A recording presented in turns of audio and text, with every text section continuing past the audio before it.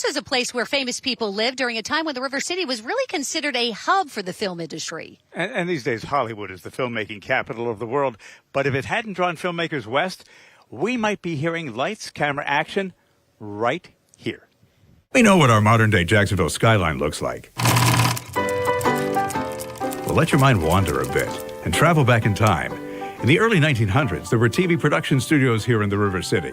Back in the day, silent film stars would walk right down here by Main Street, and people would gather. I'm talking stars like Babe Hardy. You know him better as Oliver Hardy, part of the film duo Laurel and Hardy. He started his motion picture career right here in Jacksonville in 1914. Among the other silent film stars who made movies here, Rudolph Valentino and Lionel and Ethel Barrymore. It was mainly independent filmmakers who flocked to Jacksonville, according to film historians. They came here because of the climate, exotic locations, architecture, and rail access. Jacksonville became really what was known as the winter film capital of the world, and this happened around 1908. Most of production back in 1908 was done up in the New York, New Jersey area. What was happening, though, in the wintertime, they were out of luck. It was cold. That created problems with the cameras, the film stock.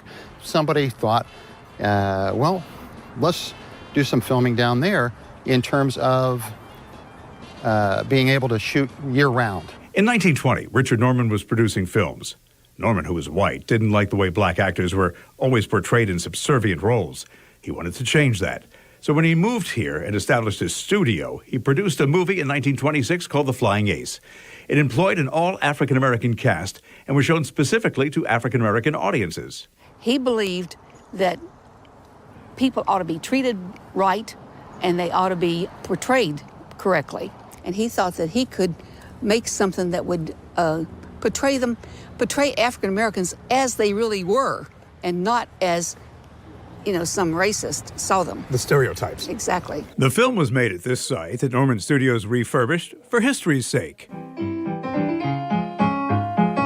And the plane, it taxied through this area past what was then the Wardrobe Building off what is now a residential area on Arlington Avenue. The Wardrobe Cottage was where many of the people who came to be in Richard's movies would actually stay.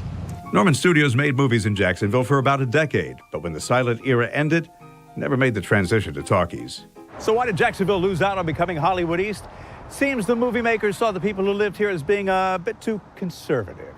The motion picture people sort of wore out their welcome because what they would do would be they'd do stunts where they'd call in a false fire alarm, set up a camera across from the fire station to get the racing engine out of the garage. That didn't go over well.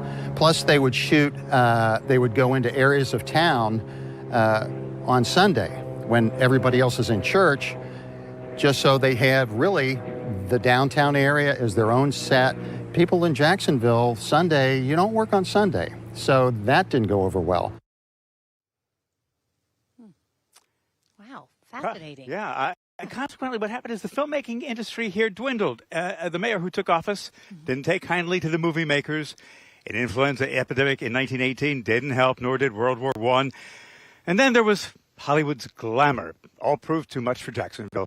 Yeah, although there is still some filmmaking, as we know, in Jacksonville, really kind of an effort through the city as well. It never really regained its former glory or became Hollywood East. I'm not sure if that's a bad thing.